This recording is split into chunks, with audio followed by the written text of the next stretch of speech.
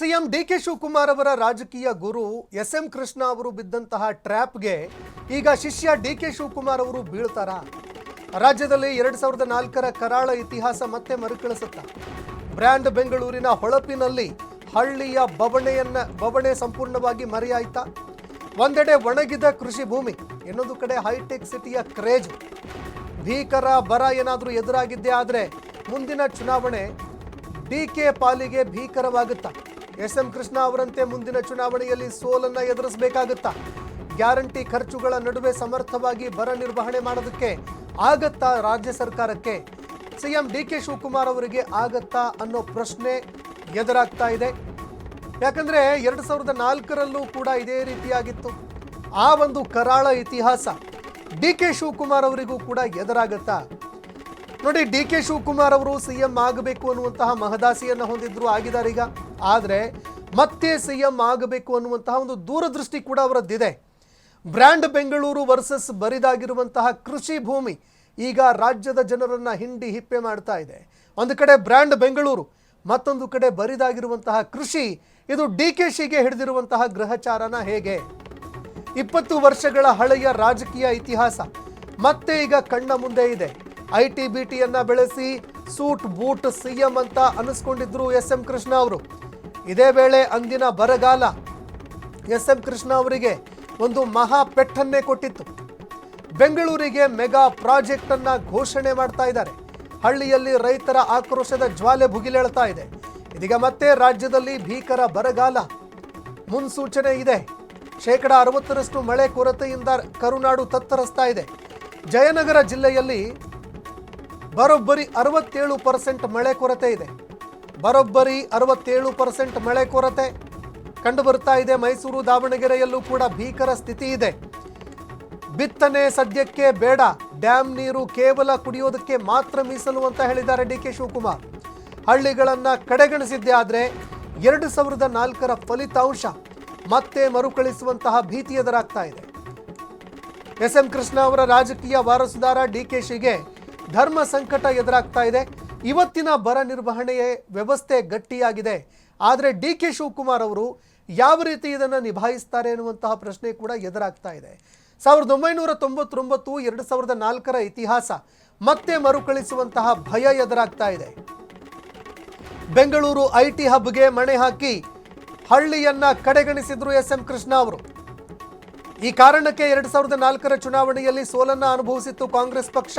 ಆ ತಪ್ಪನ್ನೇ ಈಗಿನ ಮುಖ್ಯಮಂತ್ರಿ ಡಿಕೆ ಶಿವಕುಮಾರ್ ಅವರು ಮಾಡ್ತಾ ಇದ್ದಾರಾ? ಬೆಂಗಳೂರು ನಗರದಲ್ಲಿ ಮೆಗಾ ಪ್ರಾಜೆಕ್ಟ್ಗಳ ಅಬ್ಬರ, ಆದರೆ ಗ್ರಾಮೀಣ ಭಾಗದಲ್ಲಿ ಹೊಲ ಗದ್ದೆಗಳ ಒಣಗುವ ಸ್ಥಿತಿ ಎದುರಾಗ್ತಾ ಇದೆ. ಅಭಿವೃದ್ಧಿ ಮಾಡದೇ ಇದ್ರೆ ಬೆಂಗಳೂರಿಗರು ಅತೃಪ್ತಿ ಹೊಂದುವಂತಹ ಸಾಧ್ಯತೆ. ಆದರೆ ರೈತರನ್ನ ಕಡೆಗಣಿಸಿದ್ರೆ ಹಳ್ಳಿ ಮತದಾರರ ಕೋಪ ಡಿಕೆಶಿಗೆ ತಪ್ಪದೆ ಇದು ಸಂಕಟವನ್ನು ತಂದಿಡುವಂತಹ ಸಾಧ್ಯತೆ ಇದೆ.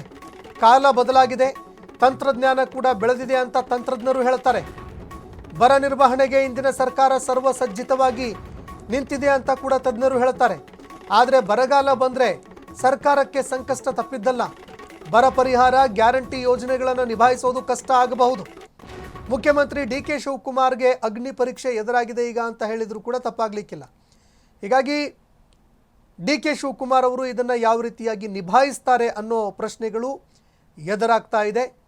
ತಮ್ಮ ರಾಜಕೀಯ ಗುರು ಎಸ್.ಎಂ. ಕೃಷ್ಣ ಅವರು ಮಾಡಿದ್ದಂತಹ ತಪ್ಪುಗಳನ್ನು ಡಿಕೆ ಶಿವಕುಮಾರ್ ಅವರು ಪುನರಾವರ್ತನೆ ಮಾಡದೆ ಅದನ್ನು ಯಶಸ್ವಿಯಾಗಿ ನಿಭಾಯಿಸ್ತಾರಾ ಅನ್ನೋ ಪ್ರಶ್ನೆ ಎದುರಾಗ್ತಾ ಇದೆ. ಅದರಿಂದ ಏನಾದರೂ ಡಿಕೆ ಶಿವಕುಮಾರ್ ಅವರು ಪಾಠ ಕಲಿತಾರ?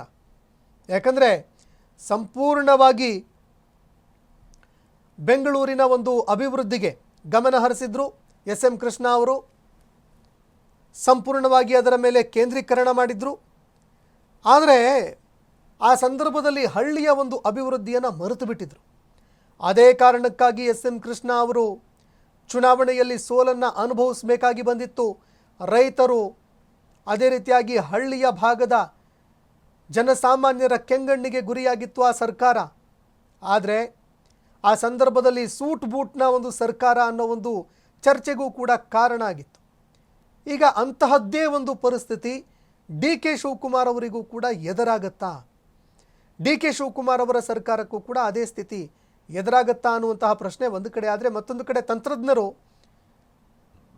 ಆಗ ಬರ ಪರಿಸ್ಥಿತಿಯನ್ನು ಎದುರಿಸೋದಕ್ಕೆ ಸನ್ನದ್ಧವಾಗಿರಲಿಲ್ಲ ಸರ್ಕಾರ.